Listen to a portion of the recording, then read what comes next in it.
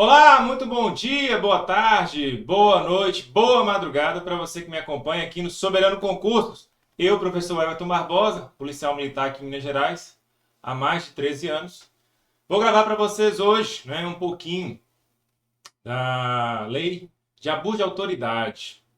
Quando essa lei entrou em vigor, nossa, pensa, muita gente ficou, doido. Falou, e agora lascou, como é que eu vou trabalhar? Né? Mas, senhores, calma. Calma, calma, calma, que não é bem assim como a mídia vendeu essa lei. Calma. Primeira coisa que nós temos que entender: nós, aplicadores da lei, tem que ter esse contato com a lei, certo? Para de ficar viajando em matérias de mídia, de pessoas que não são juristas, que são comentaristas, especialistas sem ter, especialistas em segurança pública sem nunca ter subido o morro, de par de tiro. Então, calma lá, beleza? Respira, que hoje nós iremos verticalizar o que tem grande potencialidade de cair, que tem grande pertinência temática com o cargo que você vai ocupar, soldado da Polícia Militar, sargento da Polícia Militar, oficial da Polícia Militar, certo? Entenda uma coisa, aqui nós iremos verticalizar. O que for necessário para aprovação sua no concurso da PMMG, na banca CRS, nós iremos tratar aqui. As particularidades da banca, você vai ver aqui. Bem como também alguns dispositivos interessantes, pertinentes para a nossa aula Lei de Abuso de Autoridade. Bacana? Vamos começar então? Senhores, por favor, você que está nos acompanhando aí, no YouTube, nós temos aí o canal Soberano Concurso. Inscreva no nosso canal, clique aí no sininho para ficar antenado, receber notificação quando tiver vídeo novo no canal. Também segue aí no Instagram, @Soberano Concursos.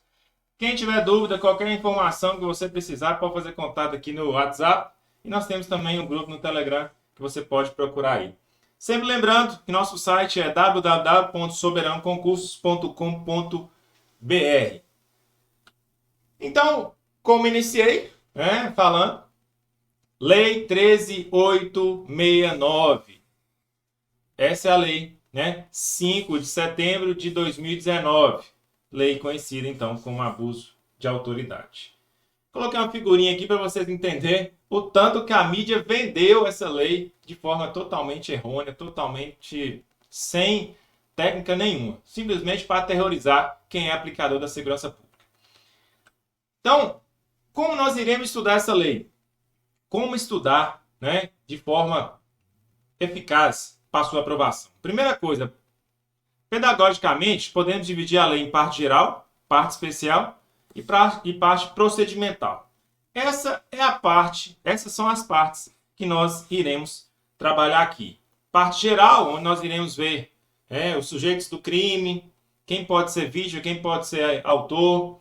A parte especial nós vamos ver os crimes em espécies e a parte procedimental nós vamos ver sobre ação penal, vamos falar também sobre alguns efeitos da condenação, mas pedagogicamente é assim que nós iremos trabalhar e podemos dividir a lei dessa forma. Então, pontos relevantes que eu já quero colocar aqui para você acabar com essa, meu Deus, vou parar de trabalhar, vou ter que produzir um pouquinho para segurar minha onda, porque se eu fazer para mais, eu vou incorrer em abuso de autoridade e vai dar rua e vou ser excluído. Calma, calma. Primeira coisa, já vai começar a aula aqui com um bizu fortíssimo, viu? Bizu para você levar para sua vida como policial militar. Senhores, sobre penas. Primeiro ponto relevante. Penas. Detenção de 6 meses a 2 anos, mais multa. Perceba que eu falei detenção. Outra coisa. Qual outra pena que tem? Detenção de 1 a 4 anos, mais multa. Então, senhores, o que vocês têm que levar para a prova? Se cair, por exemplo, o crime de abuso de autoridade positivado em artigo tal tem como pena reclusão. Errou, acabou, já era. Isso aqui não cabe, não tem, não está positivado na lei. Sempre é pena de detenção. Sempre é detenção. Ou vai ser 6 meses a 2 anos, mais multa, ou vai ser detenção de 1 a 4 anos, mais multa. Eu coloquei aqui embaixo. Sempre será detenção mais multa. Não tem pena de reclusão. Não tem pena de reclusão. Certo? Então, se por acaso você, né, conseguiu ser enquadrado nessa lei, acho difícil. Né? Não é que é impossível, é difícil. Mas se por acaso você foi enquadrado nessa lei aqui, senhores, não tem reclusão. Não tem reclusão. As penas são baixas. 2 anos, né? 4 anos de máximo. Primeira coisa que nós temos que levar para a prova também é o seguinte: 6 meses a 2 anos, nós temos que levar a lei 9.099. Professor, mas você está endoidando o cabeção. Na Justiça Militar não aplica a lei 9.099, conforme o artigo, se não me engano, 90A da lei. Calma, calma. Senhores, uma coisa. Já expliquei em outra oportunidade para vocês. A lei veda. Está lá positivado. Realmente, não pode aplicar a lei 9.099 à Justiça Militar. Mas a Justiça Militar de Minas Gerais aplica algumas coisas. Não tudo. Algumas coisas. Certo? Por exemplo, o Instituto da Transação Penal. Certo? Então, a lei fala uma coisa. Não pode aplicar. Mas a Justiça Militar de Minas Gerais, pelo princípio da isonomia, né? Isonomia, eles falam, né, os juízes lá da Justiça Militar aplicam, certo? Aplicam a lei 999, tranquilo, calmo e sossegado, beleza? Inclusive tem um artigo muito importante mesmo, que eu já quero falar para vocês aqui, para vocês, se tiver curiosidade, de aprofundar um tema, é só você procurar aí um artigo do delegado, que é oficial da reserva da Polícia Militar de Minas Gerais, William Fernandes Araújo, esse mesmo que deu aula aqui no Soberano. Bacana? O William Fernandes Araújo tem um artigo que fala sobre a possibilidade da aplicação da Lei 9.099 nos crimes militares, né, pela Justiça Militar. Então, se você quiser aprofundar, o artigo dele é perfeito. Bacana? Então, 6 meses, 2 anos, mais multa. Competência, né? Lei 9.099. Beleza? Juizado especial. Mas, no nosso caso de militares, nós vamos ser julgados aonde? Justiça, né? Justiça militar. Certo? E aí, alguns institutos serão aplicados de acordo com a Lei 9.099. Simples assim, tranquilo, né? Nada de estresse. Professor, mas então, por que 1 ano e 4 meses? Essa aqui é mais grave, professor. Essa aqui o pau quebra. 4 anos de detenção é muito tempo. Senhores, não tenha medo, né? Para tudo tem-se uma solução. Perceba que aqui fala 1 a 4 anos, mais multa. 1 a 4 anos, senhores e senhoras, cabe o quê? SUSPRO. SUSPRO, se eu não me engano, lá do artigo 88, né? Acho que, se eu não me engano, é isso mesmo. 88, da mesma lei aqui, ó. A lei 9.099. SUSPRO, suspensão condicional do processo. Claro que vai ter uns requisitos, mas cabe. Então não precisa ter medo. Não precisa parar de trabalhar. Não precisa você parar de produzir o que você já vinha produzindo. Até porque, se for legal, se for legítimo, vai ter medo por quê? Certo? Então, para com isso de, vou ter que vou colocar o pé no freio. Não. É certo? É legal? Então vamos fazer. Mas se eu for enquadrado, nós iremos ver aqui que é um pouco difícil. Não é que é impossível, é um pouco difícil. Certo? E se caso enquadrar, as penas são essas. Detenção, 6 meses a 2 anos, mais multa. Né? E aí temos também 1 a 4 anos, mais multa. E eu já te expliquei que pode ir para a Lei 9.099, né? Ou até mesmo na Justiça Militar também pode aplicar. E a pena mínima não superior a 1 ano, cabe SUSPRO, suspensão condicional do processo. Fechou? Bacana? Vamos continuar. Não existe pena de reclusão, foi o que eu falei anteriormente. Não existe pena de reclusão. E a pena máxima é sempre de 4 anos. Esse é um dos pontos relevantes. Só aqui já passei várias questões de prova. Várias questões de prova. Então, outro ponto relevante. Não há crime culposo. Se você falar que crime culposo é aquele crime praticado por negligência, imprudência e imperícia, eu vou te dar uma cacetada. Exatamente. Por quê? Prova que você não estudou no Soberano. Senhores, o crime culposo nada mais é que a inobservância do dever jurídico de cuidado manifestado por uma conduta negligente, imprudente ou imperícia. Certo? Então, vem falar comigo. O que é crime culposo? Crime culposo é aquele crime praticado por imprudência, negligência. Não, isso é para bodinho. Isso aqui é para quem nunca estudou no Soberano. Isso aqui é para nunca ter aula, para quem nunca teve aula comigo, com demais professores aqui do Soberano. Senhores, crime culposo. Crime culposo, o conceito. Para você, resumidamente aqui, para você entender. Certo? Isso aqui não cai em prova. Despenca, viu? Despenca. Isso aqui despenca em prova. Ausência jurídica do dever de cuidado, manifestado por uma conduta negligente, imprudente ou imperícia. Simples. Isso é um conceito resumido de crime culposo. A lei de abuso de autoridade não tem crime culposo. Se cair VOF sua prova, o artigo tal da lei de abuso de autoridade tem como crime culposo. Falso. Não tem crime culposo na lei de abuso de autoridade. Certo? Continuamos. Questão de prova, viu? Não se admite modalidade tentada. Modalidade tentada. O que é isso? Vamos voltar lá no Código Penal. Artigo 14, inciso 2º. Tentado. Aquele crime que não foi consumado por circunstâncias alheias. Alheias. Se for vontades, circunstâncias internas, nós vamos cair em outro instituto. Outro instituto. As circunstâncias têm que ser alheias. Exemplo. Em comparação aqui, um homicídio. Você está com dolo de matar uma pessoa, mas na hora que você vai lá proceder, vai executar o crime, passa uma viatura da Polícia Militar e faz uso do giroflex e sirene. Foi circunstância sua ou foi alheia? Alheia. Certo? Aí você chegou até a atirar na pessoa, mas não acertou. Não acertou. Tentativa branca. Certo? Mas perceba que você teve uma circunstância alheia. Em virtude dessa sirene, em virtude desse giroflex, você errou o tiro. Ficou com medo. Circunstâncias alheias. Então, senhores, não tem crime culposo e não tem modalidade tentada. Certo? Outro bizu. Esse aqui é fortíssimo. Esse aqui despenca em prova. Despenca. Sem dolo específico não será abuso de autoridade. Sem dolo específico não será abuso de autoridade. Portanto, senhores, o fato é atípico. Atípico. Exemplo de dolo específico. É aquele fim de agir.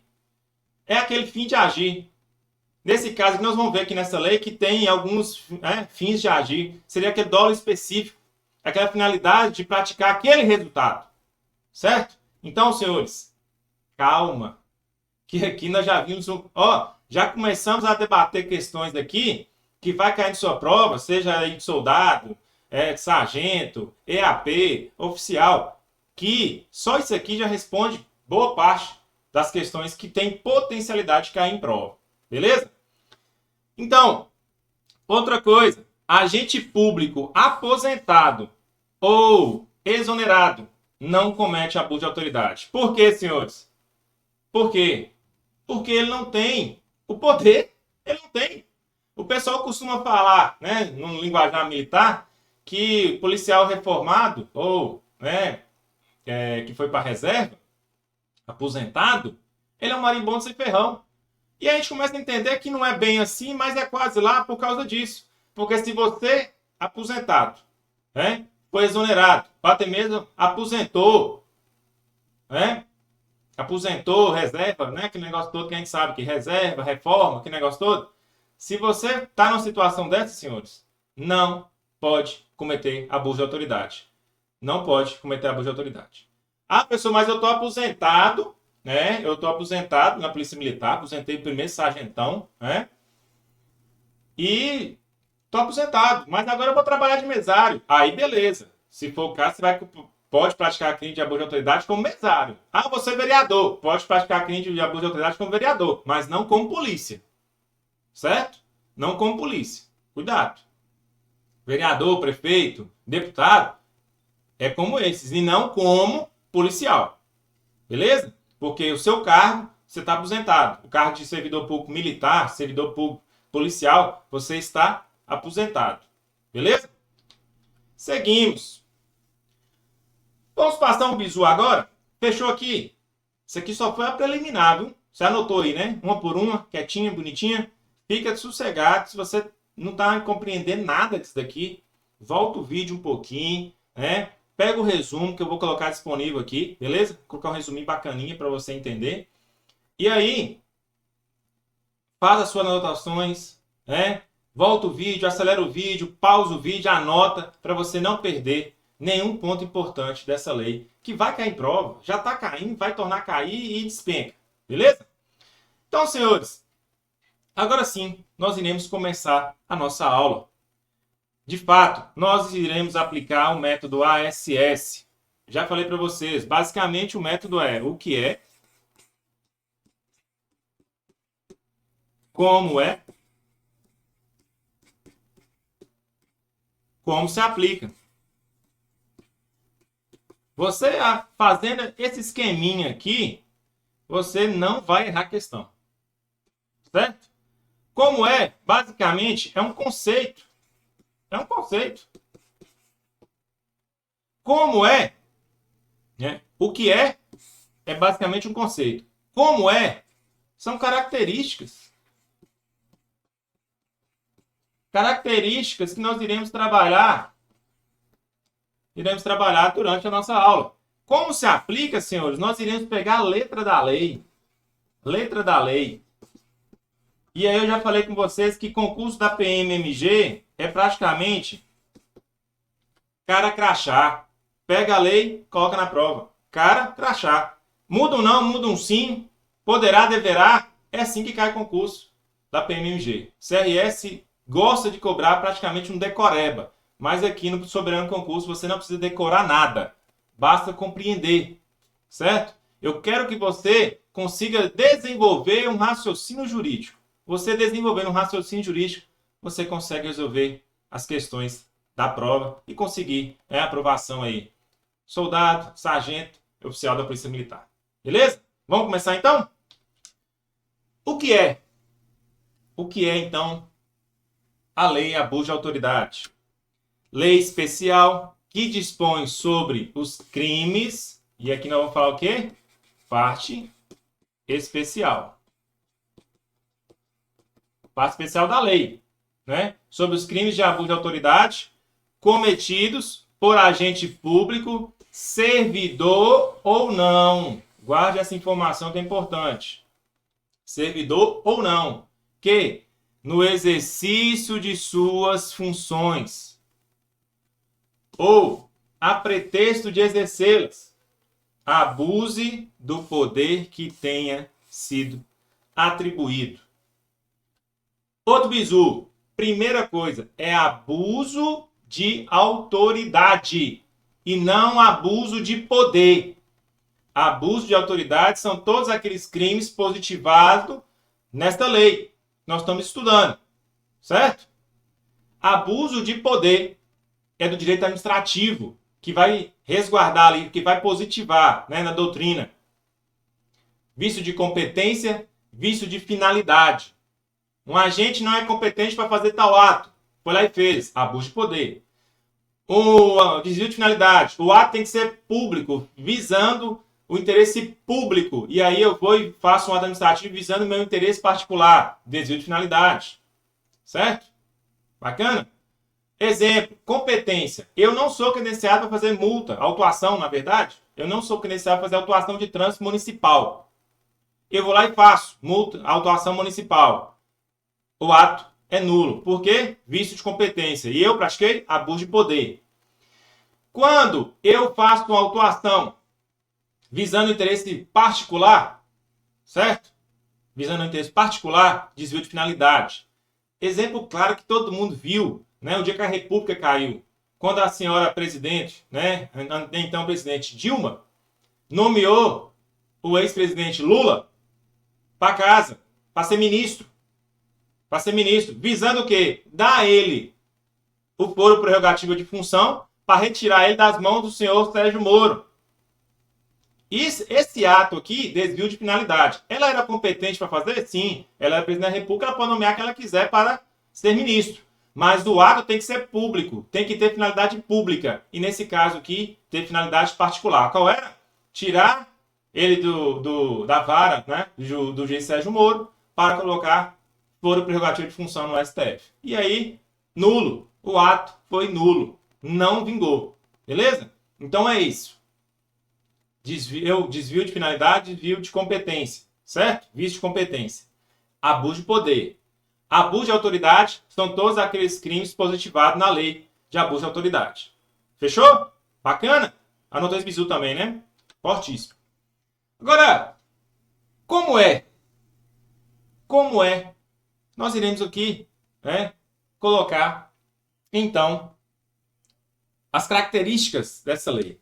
Senhores, nós iremos ver aqui sujeitos do crime, né? Sujeito ativo, né? Sujeito passivo.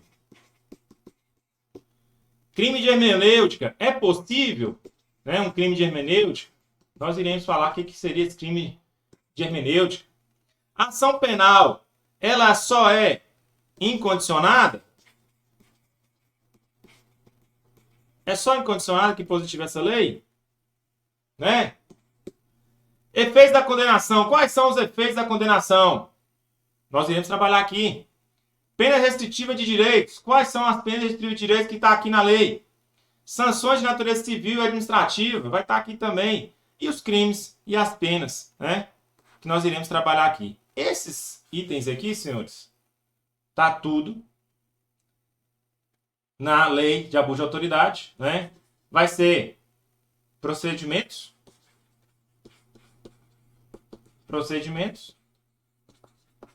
Vai estar também, né, parte especial da lei. E também essa parte aqui, ó, essa parte aqui vai estar na parte, podemos definir aqui a parte geral. Isso é só para fins de didática, certo? Não vai estar na lei lá, parte geral, fulano, parte especial, ciclano, não. Parte procedimento, não. Vai ter os capítulos, enfim, mas isso aqui, essa divisão é só para melhorar, é só para a pedagogia nossa aqui do estudo, beleza? Vamos começar então a falar sobre sujeitos do crime. Agora eu quero ver como que nós iremos aplicar essa lei. Quem é o sujeito do crime? Sujeito ativo. Quem é o sujeito ativo? Quem pode praticar os crimes de abuso de autoridade? Quem pode praticar? Esse que é o sujeito ativo. É o autor. Certo? O autor é o sujeito ativo. Ele pode praticar o crime de abuso de autoridade. Sujeito passivo principal. Quem é esse? Quem é esse principal ou imediato? É a vítima, senhores. É a vítima. A vítima. E eu falo vítima, senhores, não é a vítima qualquer, não. É a vítima que recai a conduta do agente. Por isso que ela é imediata.